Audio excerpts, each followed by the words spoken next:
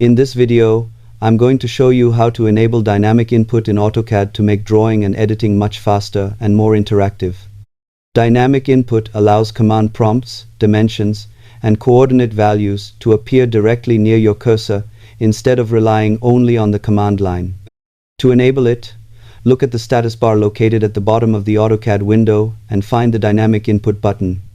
If you cannot see it, click the customization icon with the 3 horizontal lines and enable dynamic input from the list of available tools.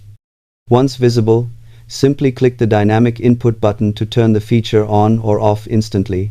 You can also use the F12 key as a quick keyboard shortcut to toggle it anytime while working.